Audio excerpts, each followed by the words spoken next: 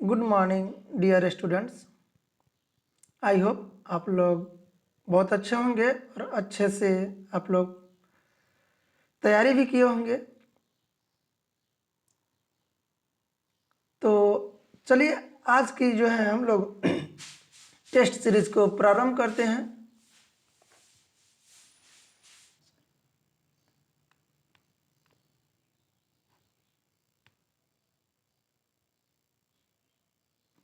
आज की इस चैप्टर में जो है हम लोग समाजीकरण क्या है, समाजीकरण के प्रमुख अभिकरणों की विवेचना कीजिए। इस क्वेश्चन के ऊपर हम लोग जो है आज चर्चा और परिचर्चा करेंगे, क्योंकि ये जो सीरीज है आपका तीसरा सीरीज, क्योंकि इससे पहले हम आपको 2 और करवा चुके हैं। तो आज की हम लोग इस क्लास में प्रारंभ करेंगे समाजीकरण को।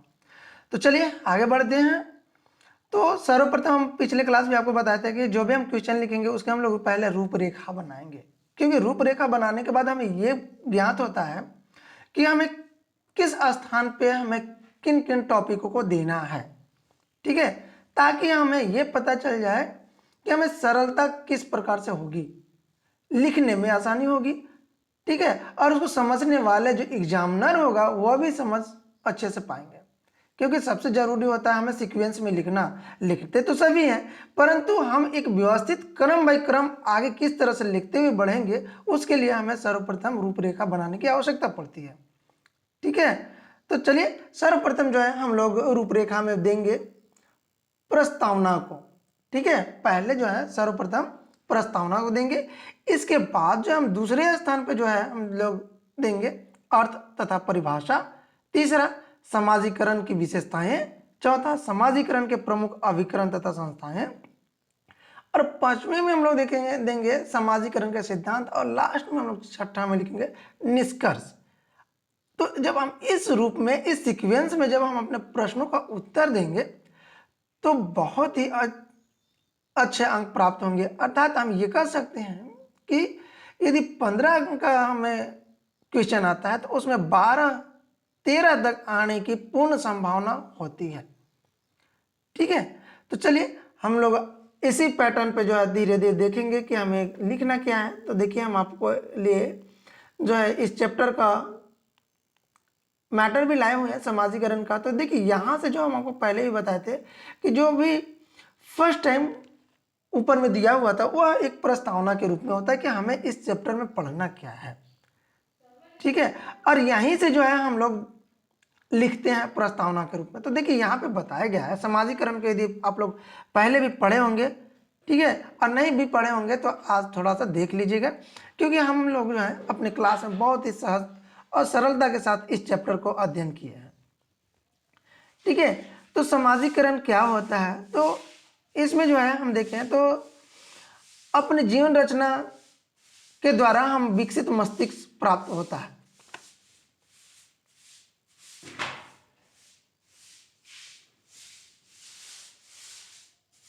बच्चे को बचपन से ही अपने सामाजिक पर्यावरण से अलग कर दिया जाए तो उसका मस्तिष्क भी उसके कुशलता विकसित नहीं हो सकता है। ठीक है, कहने का तात्पर्य यह है कि यदि हम किसी बच्चे को जिस समाज में वह जन्म लिया है, यदि उस समाज से उसे अलग हम कर देते हैं तो उसका विकास, उसकी कुशलताएं नहीं हो पाएगी। अर्थात यदि हम ये कह सकते हैं कि व्यक्ति को एक सामाजिक प्राणी बनाने के लिए बहुत आवश्यक होता है समाजीकरण। ठीक है, अर्थात यदि हम देखें तो जो बच्चे होते हैं वो जन्म के समय केवल वो जैविक प्राणी के रूप में होते हैं। अर्थात हम ये कह सकते हैं कि जब बच्चे का जन्म होता है वह उस समय का हाड़ मांस का पुतला होता है। ठीक है, लेकिन वह समाज में रहकर, वो अपने परिवेश में, अपने परिवार में, उस पर्यावरण में रहकर जो है वह सभी चीज़ों को सीखता है। अर्थात हम देखें तो वह बोलने सीखता है, चलने सीखता है, खाने सीखता है। ठीक है, इन सभी क्रियाओं को सीखकर ही जो है वह सामाजिक प्राणी बनता है। और ये सभी सीखने की प्रक्रियाएं जो है वह हम देखें तो परिवार से और समाज से ही प्राप्त होता है। ठीक है, अर्थात हम देखें तो सामाजिक सीख की वह प्रक्रिया है जिसके द्वारा एक जैविक प्राणी सामाजिक प्राणी के रूप में परिवर्तित होता है, और इसी प्रक्रिया को हम लोग समाजीकरण की प्रक्रिया कहते हैं। ठीक है, अर्थात जब कोई भी बच्चा जन्म लेता है उस समय एक सिर्फ जैविक प्राणी होता है, लेकिन समाज के बनाए हुए नियमों को, कानूनों को और व्यवहारों को सीखकर जो है वह सामाजिक प्राणी के रूप में तैयार होता है। ठीक है, तो इस तरह से हम जो है हम अपनी परिभाषा को यहाँ से लिख लेंगे, और आगे हम लोग जो है इसके अर्थ और परिभाषा को यहाँ से लिखेंगे, क्योंकि अर्थ और परिभाषा भी लिखना हमारे लिए बहुत इंपॉर्टेंट होती है, खासकर हम देखें तो हमारे समाजशास्त्र के सब्जेक्ट में। ठीक है, यहाँ पे हम देखें तो समाजशास्त्र की परिभाषा भिन्न भिन्न समाजशास्त्रियों द्वारा अलग अलग तरह से किया गया है, जिसमें हम देखें आर्गवन महोदय हैं, किम्बल यांग हैं, ठीक है, और बोगार्डस हैं, ग्रीन हैं। तो आर्गवन महोदय द्वारा जो परिभाषा दिया गया है उसको थोड़ा सा हम लोग देख लेते हैं। समाजीकरण वह प्रक्रिया है जिसके द्वारा व्यक्ति अपने जीवन के आदर्श नियमों के अनुसार व्यवहार करना सीखता है। ठीक है, अर्थात जो समाजीकरण वह एक प्रक्रिया है जिसके द्वारा व्यक्ति अपने समूह के आदर्श नियमों के अनुसार व्यवहार करना सीखता है। ठीक है, अर्थात जो उसके समूह में जो नियम बनाए गए हैं उस नियम को वह सीखता है। ठीक है, तो इस तरह से जो है आप लोग यहाँ से डेफिनेशन को लिख लीजिएगा। ठीक है, यहाँ पे आपको बोगार्डस का दिया हुआ है, ग्रीन का दिया हुआ है, बहुत सरल समाजीकरण का डेफिनेशन है, और भी कुछ दिए हुए हैं। तो आप लोग जो वीडियो को है जो है पॉज करके देख लीजिएगा। ठीक है, नेक्स्ट जो आपका आता है समाजीकरण की विशेषताएं। ठीक है, अर्थात जो समाजीकरण है इसकी कैरेक्टरिस्टिक क्या है वो यहाँ से आपको लिखने में आसानी होगी। तो हम देखें तो समाजीकरण सीख की प्रक्रिया, दूसरा जो है आपका सांस्कृतिक सीख का समावेश, अनुकरण के से प्रभावित, निरंतरता, आत्मा का विकास, अनुकूलन का गुण, ये जो है समाजीकरण की विशेषता है। एक सापेक्षिक प्रक्रिया, ठीक है, और इसकी विशेषता को स्पष्ट करने के लिए थोड़ी सी और आपको यहाँ पे दिया हुआ है जो बहुत सरल है, तो यहाँ से भी देख सकते हैं। और आप समाजीकरण की प्रक्रिया के स्तर को लिखना चाहते हैं तो लिख सकते हैं, बाकी हमारे पास लगभग 6 टॉपिक बना हो चुका है तो हम इसको छोड़ सकते हैं, है ना, समाजीकरण की स्तर को, तो इसे हमें नहीं लिखना है। बाकी हम आपको जो है डिस्क्रिप्शन में इसकी PDF को डाल देंगे, आप वहाँ से जो है डाउनलोड करके और आसानी के साथ आप लिख सकते हैं। ठीक है, तो इसके जो नेक्स्ट जो टॉपिक है समाजीकरण के प्रमुख अभिकरण तथा संस्थाएं, इसके ऊपर हम लोग चर्चा करेंगे, थोड़ी सी देखेंगे कि इसमें और कौन कौन से टॉपिक हैं जिससे हमें लिखने में आसानी और सहजता हो। तो जो हमारे नेक्स्ट टॉपिक है वो है समाजीकरण के प्रमुख अभिकरण तथा संस्थाएं। ठीक है, अर्थात जो समाजीकरण करने में कौन कौन से एजेंसीज हैं और कौन कौन से इंस्टीट्यूशन हैं। ठीक है, अर्थात अभिकरण और संस्थाएं। तो समाजीकरण करने में जो है पहली जो एजेंसीज हैं या संस्थाएं, इंस्टीट्यूशन, वो आपका आता है परिवार, क्योंकि परिवार में जो होता है ना बच्चे का आरंभिक जीवन व्यतीत होता है, और आरंभ में बच्चा यहाँ से जो है समाजीकरण करता है और यहाँ पे उनकी उचित अनुचित का ज्ञान प्राप्त होता है। ठीक है, तो आप यहाँ से भी जो है इस संस्था के परिवार संस्था के बारे में आप यहाँ से लिख सकते हैं। दूसरा आता है क्रीड़ा समूह, प्लेमेट, अर्थात जो बच्चे होते हैं वे अपने साथियों के बीच रहकर भी बहुत सारे कुछ चीज सीखते हैं, ठीक है, जिसको हम लोग मित्र मंडली भी कहते हैं। तीसरा आपका आता है पड़ोस, ठीक है, जो पड़ोसी होते हैं उनके द्वारा भी जो है बच्चे में समाजीकरण आती है। नेक्स्ट जो है आपका शिक्षण संस्थाएं, अर्थात जहां पे आप शिक्षा ग्रहण करने जाते हैं वहां पे भी सीखते हैं। यहाँ जो है आपको शिक्षण संस्थाएं में विद्यालय होता है, शिक्षक होते हैं, अनेक विद्यार्थी होते हैं, ठीक है, ये यहाँ पे जो है आपका शैक्षणिक जानकारियां प्राप्त होती है। इसके साथ ही हम देखें तो विवाह संबंध भी है, ठीक है, विवाह संबंध के द्वारा जो है हम देखें तो समाजीकरण होता है, क्योंकि यहाँ पे जो है पत्नी, बच्चे, अन्य संबंधी के साथ आमने सामने की दायित्व होती है, उसको हमें किस तरह से निभाना होता है उसकी भी हमें सीखते हैं उसके बारे में। आर्थिक संस्थाएं, इकोनॉमिकल इंस्टीट्यूशन, ठीक है, कहने का तात्पर्य है कि जो इकोनॉमिकल संस्थाएं हैं, अर्थात जिस जगह पे हम रहकर अपने कार्यालय अथवा व्यापारिक क्षेत्र है ना, वहाँ पे अभी हम अनुकूलन करने की सीखते हैं, ठीक है, तो यहाँ पे जो है छठा आर्थिक संस्थाएं। सातवां जो है आपका सांस्कृतिक संस्थाएं। आठवां धार्मिक संस्थाएं, क्योंकि धार्मिक जो है हमें व्यवहारिक और पवित्रता, शांति, न्याय, सचित्रता, कर्तव्य पालन और नैतिकता जैसे गुणों का विकास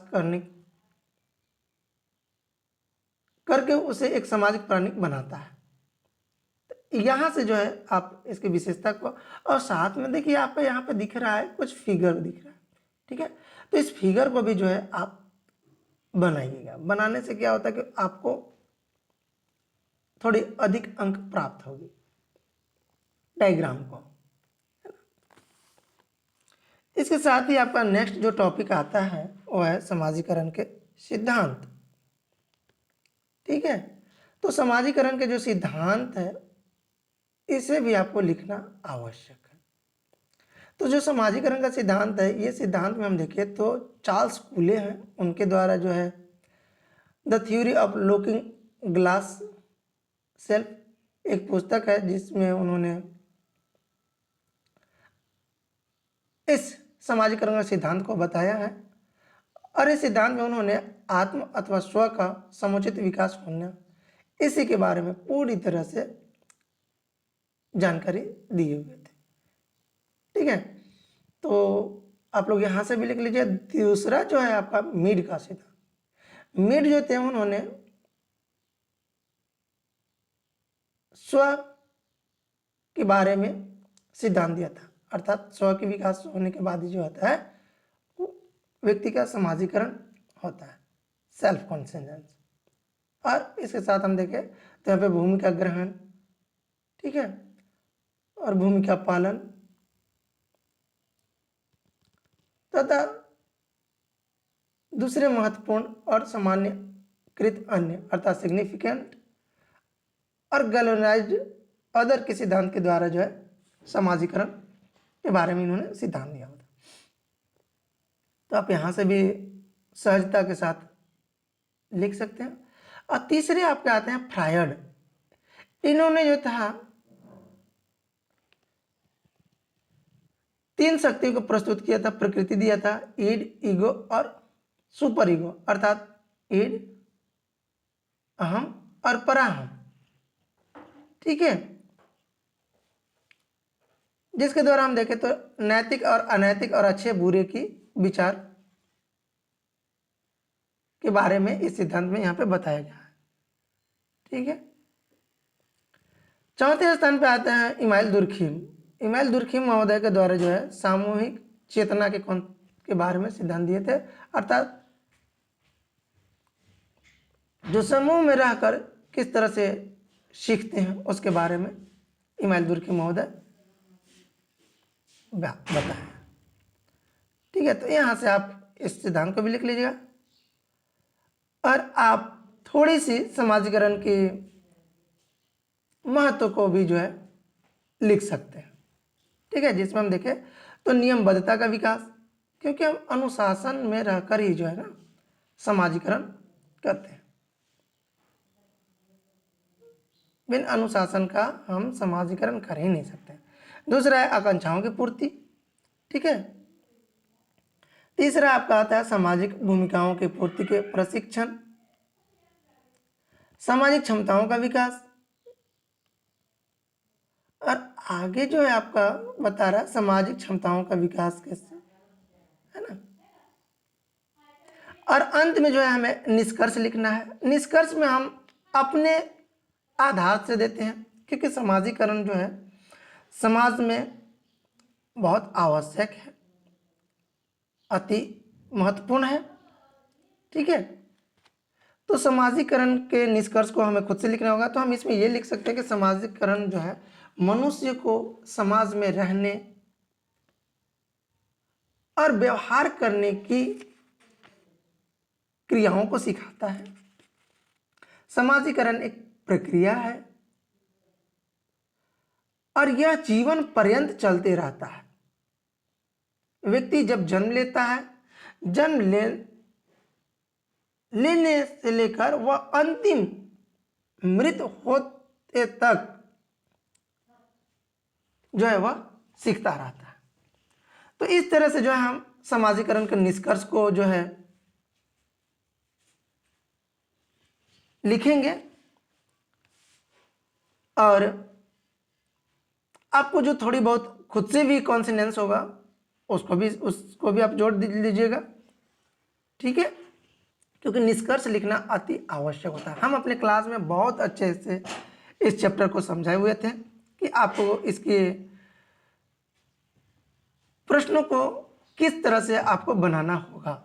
दीर्घ उत्तरीय और लघु उत्तरीय दोनों प्रश्नों को हम जो है क्लास में बहुत ही सरलता के साथ बताए हुए थे।